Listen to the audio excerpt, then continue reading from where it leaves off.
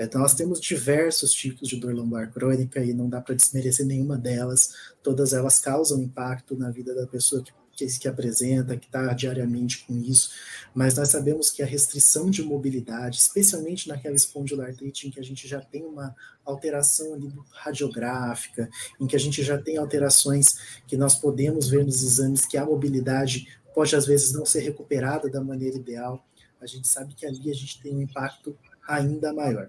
Para o pessoal da não radiográfica, a gente está lidando com uma doença que é invisível, né? Quem dirá que a gente olha alguém e fala assim, essa pessoa tem dor nas costas, essa pessoa tem uma inflamação que está cometendo seu corpo, uma inflamação sistêmica com diversos riscos à saúde, faz uso de uma medicação contínua que não sabe por muito tempo, acompanha mensalmente com seu reumatologista. Isso não é uma coisa que você não vê a pessoa e faz ali categoricamente essa diferenciação. E o desafio de lidar com depressão e incompreensão justamente devido a essas questões de perda de mobilidade, de restrição de atividades, tanto de trabalho quanto atividades de lazer, e a experiência do invisível.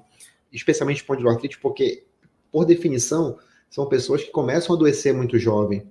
E isso pega muito, cara, porque são pessoas que, na imensa maioria das vezes, elas estão numa ascensão na carreira muito interessante, estão formando, às vezes já um mestrado, um doutorado, consegue um emprego legal, uma promoção, não importa. E nem estou falando só de carreira também, estou falando de família, né, filhos, casamento, etc.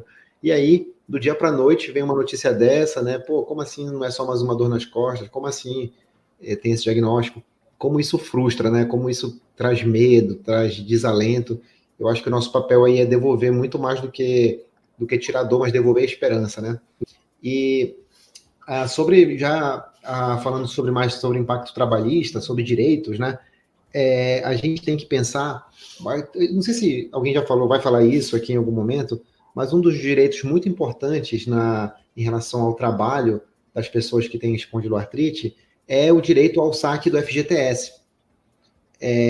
Então, assim, isso não é uma exceção aqui para a espondiloartrite, mas existe um grupo de doenças, entre elas cânceres e alguns cânceres, né? HIV e AIDS, doenças neurodegenerativas, esclerose múltipla, mas dentro do espectro aqui da reumatologia, existe até paralisias, como você consegue encaixar pessoas com grandes deformidades de AR, de OA lá, mas de maneira muito clara, a ainda com o antigo, né, de espondilite anquilosante, está lá na norma do Ministério do Trabalho, então deixa isso muito claro, que em qualquer momento, né, do diagnóstico, o paciente com uma espondiloartrite pode ter acesso ao saque do FGTS.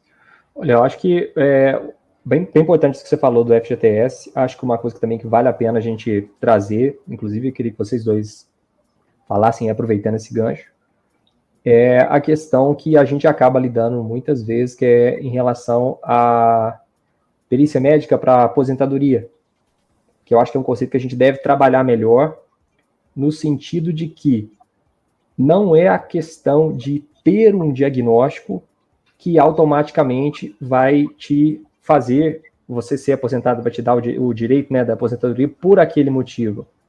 Lembrando que a gente está lidando com doenças crônicas, mas são doenças com o tratamento, e nem sempre aquela doença ela vai chegar num ponto, né, inclusive a função nossa como médico é que não chegue a esse ponto, que né, a função nossa é justamente não deixar isso acontecer nunca, é chegar no ponto onde você, toda aquela inflamação, todo aquele processo patológico leve a uma sequela. E aí a gente deixa de estar no momento onde há algo a ser feito em termos de combater o processo inflamatório, e a gente passa a lidar com sequela, a abordagem é completamente diferente.